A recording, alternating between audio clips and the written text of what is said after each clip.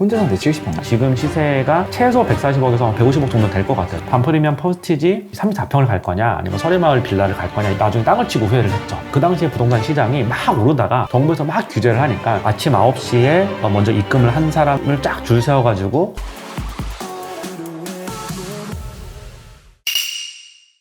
오늘 두 번째 얘기는 실제로 터보님을 하면 가장 크게 떠오르는 것 중에 하나가 주거 그리고 슈퍼카가 있잖아요. 그래서 오늘 그거에 대해서 좀 얘기를 한번 해볼까 하거든요.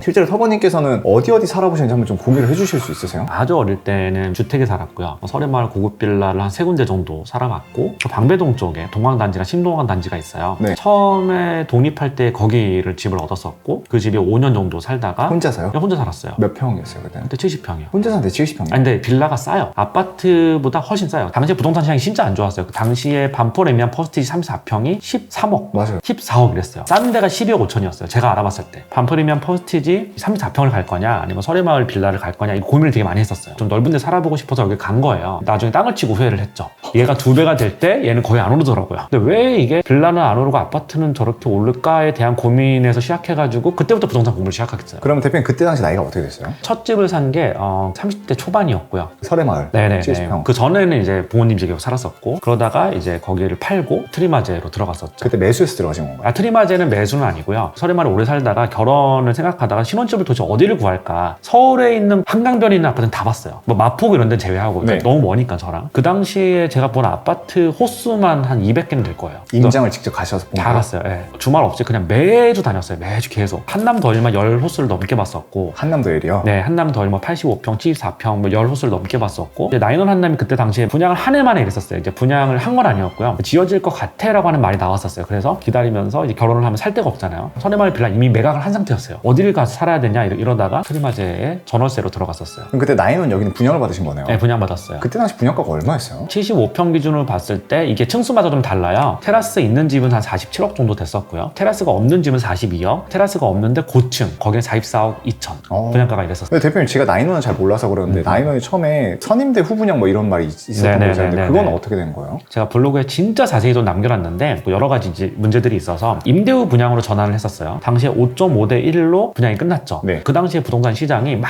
오르다가 정부에서 막 규제를 하니까 김현미 국토부 장관이 뭐 어떻게 규제 막 그쵸. 규제 엄청 했었잖아요. 한 달에 한 번씩 계속 새로운 규제를 들고 나왔었잖아요. 그 당시에 부동산 시장이 좀 애매해졌었어요. 그러니까 부동산이 이거 오르다가 꺾였어요. 네. 꺾인 상태에서 대신에 그 분양을 하니까 상품을 더 매력적으로 만들어야 되잖아요. 당장 이걸 분양을 하면 이제 분양가 상한제도 걸리고 여러 가지 이제 이유들로 인해서 임대 후 분양으로 했었어요. 원래 대신해서 분양받은 사람들이 4년 동안 살아보고 그 다음에 이거를 분양을 전환할지 말지를 결정하면 된다. 콜옵션을 준 거죠. 근데 완전 꿀이죠. 4년 그쵸. 동안 재산세도 안 내도 되죠. 그리고 이게 고가 아파트 같은 경우 재산세가 되게 많이 나오잖아요. 그쵸. 살아보고 부동산 시장이 안 좋으면 안 받으면 되는 거고 살아보고 가격이 오르면 받으면 되는 거잖아요. 그쵸. 완전히 꿀인 상품이었죠. 그래서 당첨된 사람들은 되게 이제 좋아했고 이랬는데 처음에 이 분양 포기한 사람들이 되게 많았어요. 왜냐하면 대출이 안 나오니까. 당시에 정부에서 막 대출 규제를 하면서 대출이 안 나오니까 현금이 있어야 이 아파트를 받을 수 있었어요. 임대 후 분양이었다라고 해도 임대 보증금이 80% 정도 냈었어야 됐어요. 그러면 임대 보증금만 30몇 억을 내야 그쵸. 되니까 그냥 일단 넣어보자 했던 사람들이 포기를 했고 그 다음에 추가로 뺑뺑이 돌렸는데 아침 9시에 먼저 입금을 한 사람을 쫙 줄 세워가지고 호수를 지정하는 걸로 했었거든요. 그렇게 해서 1차로 다 마감이 됐어요. 했는데 정부에서 이제 법인이 부동산 가진 거에 대해서 세금을 엄청 높였거든요. 문재인 정부에서. 그래서 대신도 이 세금을 부담하기에는 너무 부담이 됐고 그래서 얘네가 무리수를 둔 거죠. 조기 분양을 해버린 거예요. 이것 때문에 입주자들과 대신 그 자회사랑 소송이 붙었죠. 그래서 이제 소송을 되게 길게 했었어요. 나인원 한남이 되게 독특한 게 주민들 전체 카톡방이 있어요. 거의 170세대 이상이 들어와 있어요. 여기 340세대 아파트거든요. 절반이 들어와요. 네. 근데 이런 고가 아파트들은 주민들 근데 참여를 잘 안 해요. 소송 때문에 참여했었던 거예요, 당시에.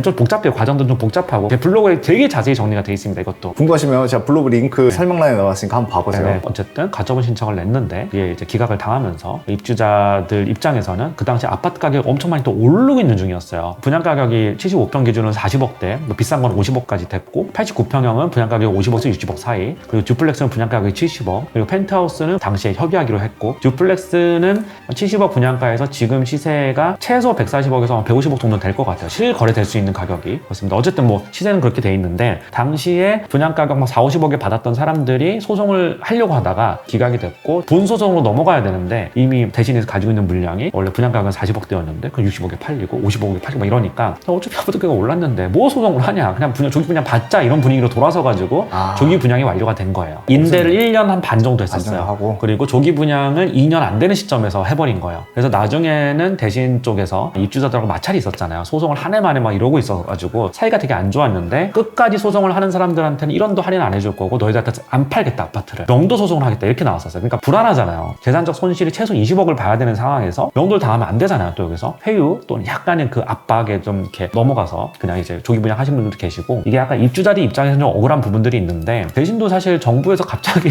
법인이 부동산 보유한 거에 대해서 종부세를 갑자기 확 높여버리니까 사업성이 안 나오는 거예요. 그렇죠. 얘들이 341채를 가지고 있는 거잖아. 그럼 341채에 대한 재산세를 내야 돼. 5배, 6배가 올라간다라고 하면 완전 골 때리는 상황이 온 그렇죠. 거죠. 시행을 했던 그 입장에서 자기 이익을 지키기 위해서 조기 분양을 밀어붙인 거죠. 근데 저는 그 소송 과정을 옆에 다 보고 하니까 이게 또 하나의 교훈이 되더라고요. 그래서 브라이튼 여의도도 임대용 분양이잖아요. 네. 한남더일도 그렇게 했었어요. 2011년에 입주를 했잖아요. 2011년부터 15년까지 최악이었죠, 부동산 네. 시장이. 그래서 한남더일은 다 미분양 났잖아요.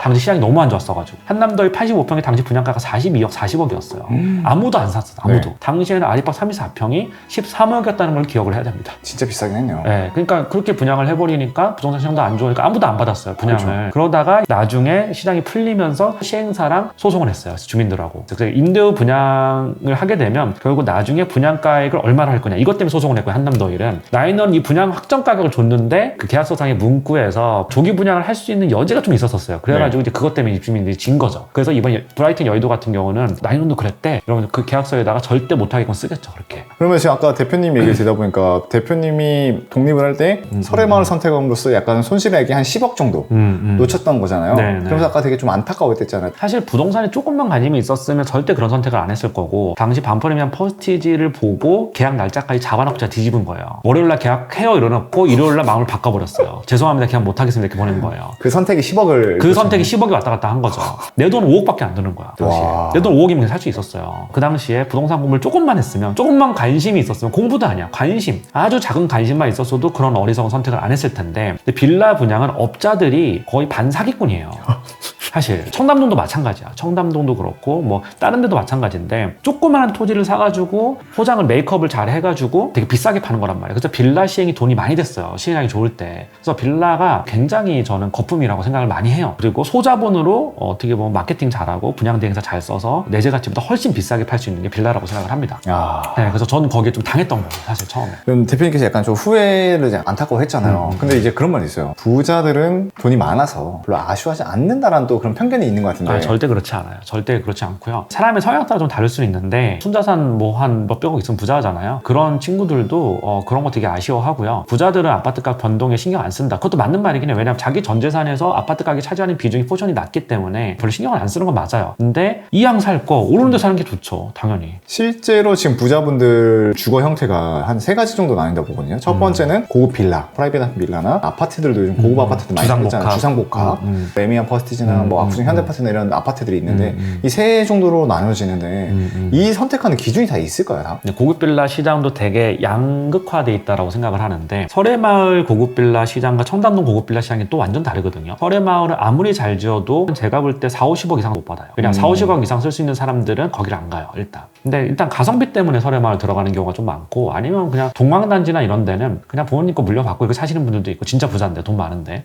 이게 취향 차이도 분명히 있겠지만 저는 고급 아파트가 고급 빌라를 20년 동안 대체해 왔다고 생각해요. 제가 초등학교 때만 해도 아파트는 서민층, 중산층들이 사는 데라고 생각했어요, 다. 그렇죠. 예. 고급 빌라를 가면 막 평수도 100평, 막 120평 이렇고 뭐 층고도 좀 더 높고 가든 같은 것도 있고 막 이러니까 좀 이렇게 하이엔드 주거 상품이 없었어요, 옛날엔 아파트에서. 생각해보면 저 어릴 때만 해도 2000년대 초반 아파트의 펜트하우스나 그런 개념이 거의 없었던 맞아요, 걸로 맞아요. 기억하거든요. 맞아요. 커뮤니티가 있거나 뭐 그런 고급적인 느낌이 하나도 없었어요. 맞아요. 근데 그 첫 신호를 끄는 게 타워팰리스였고 네. 그 타워팰리스가 주상복합 1기 그리고 그걸 개선하고 나온 게 갤러리아 포레나 뭐 이런 데들이고 지금 아크로솔 포레스트는 2.5기 정도 된다고 생각을 하고 있는데 어쨌든 옛날에는 설해마을만 봐도 방배동, 신동강 단지랑 동강 단지 그리고 설해마을 여기에 다 몰려 살았어요, 산자락에. 그리고 평창동에 몰려 살았죠, 성북동에 몰려 살았어요. 여러 가지 이유가 있는데 어때 산에 살면 공기도 좋고 그리고 프라이버시도 보호가 되고 그런 게 있었죠. 그리고 육교를 건너가면 지금 반프레미엄 퍼스티지 자리에는 서민들이 많이 사는 주공 아파트였어요. 네. 이제 부자들이 올만한 아파트들이 지어지기 시작 시작했다라고 하는 거죠. 주거 상품이 부자들이 들어와도 충분히 넓고 커뮤니티도 잘 돼 있고 이런 상품들이 2000년대 후반부터 개발되기 시작했고 재건축 재개발이 되면서 그 신호탄이 반포레미안 퍼스트이전 반포 자이였는데 근데 그걸 계속 발전시켜 온 게 지금 오늘날의 아파트들의 모습이고 근데 지금은 부자들 선택지가 확 넓어진 거예요. 그래서 고급 주거지가 본격적으로 생길 수 있는 토대가 마련된 게 2008년 9년이다라고 보고 있고 2010년대로 넘어가게 되면 서울의 부자들도 되게 많아졌고 돈 많은 사람들이 고급 빌라를 더 이상 수요로 하지 않는 사람들도 되게 많아진 거예요. 네. 그 사람들 타겟으로 고급 아파트를 만들면 좋지 않을까? 이런 생각으로 이제 한 번 더 또 지어진 거죠. 거기다가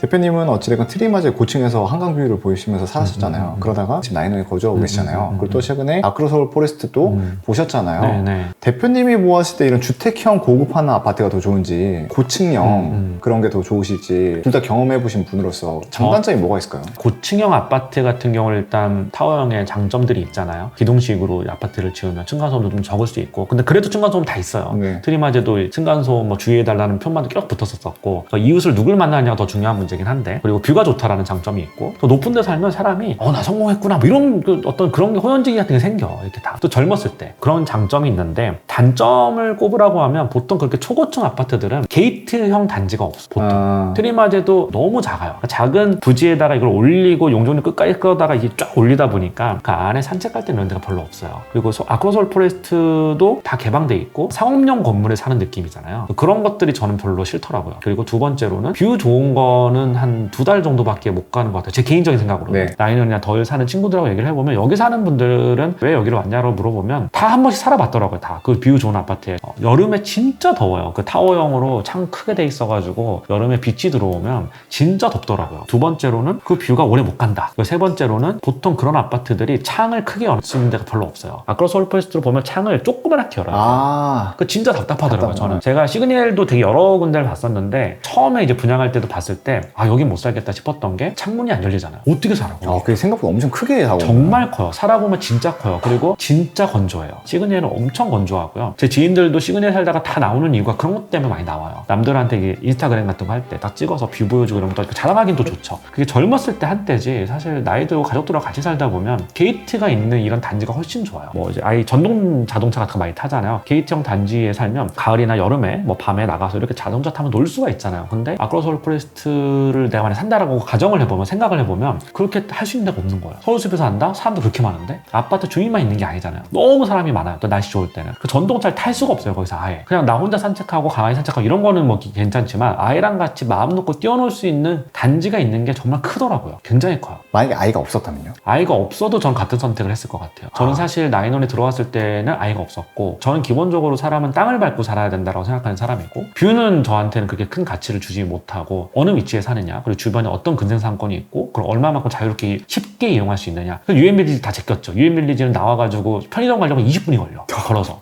유엔빌리지 뭐 라테라스나 이런 데는 그 안쪽에 있잖아. 거기서 나오려면 20분 걸려. 20분. 걸어 나오는 길이 다 아스팔트 길이고 차가 다니는 길이에요. 네. 인도가 없어요. 맞아. 진짜 너무 별로더라고요. 가보니까. 그래서 한강뷰 말고는 아무것도 없더라고요. 저는 그렇게 생각해요. 유엔빌리지 빌라들은 약간 라테라스가 실거래되는 게 60억 정도예요. 거의 뭐 100평 가까운 공급 면적 기준 100평 가까운 빌라를 살 수가 있는데 나인원 한남은 75평이 거의 95억 막 이렇게 하니까 가격 차이가 되게 많이 그쵸. 나요. 어떻게 보면 60억을 가지고 가장 가성비 있게 살 수 있는 곳이기도 해요. 근데 한강뷰를 제외하면 뭐가 있지라고 생각해보면 아무것도 없는 거예요. 커뮤니티도 없죠. 산책할 때도 없죠. 근생상권 이용하기 너무 불편하죠. 어떤 사람들 이렇게 반론을 하더라고요. 그 정도 살 정도면 뭐 상주 이모님이 있고 뭐 근데 그거 다 헛소리예요. 아니 우리도 상주 이모 있어요. 근데 그거랑 상관없어요. 그거 그냥 내가 걸어서 갈 수 있는 것과 무슨 내가 왕도 아니고 뭐 집에 뭐 비서 4명 두고 살 겁니까? 뭐 너 담배 좀 사보세요. 이렇게 시킬 수 없잖아요. 그쵸. 내가 가서 이렇게 갔다 오고 뭐 그런 건데 그리고 내가 좀 이제 배도 부르면 가서 산책도 하고 싶고 근데 산책할 때마다 기사님 불러서 차 타고 나가 산책할 수는 없잖아요. 그런 것들이 생활이 엄청 불편하다 이거죠. 이런 관점에서 봤을 때 청담동 고급 빌라도 저한테는 매력적인 상품이 아니었어요. 네. 이해가 됩니다. 네.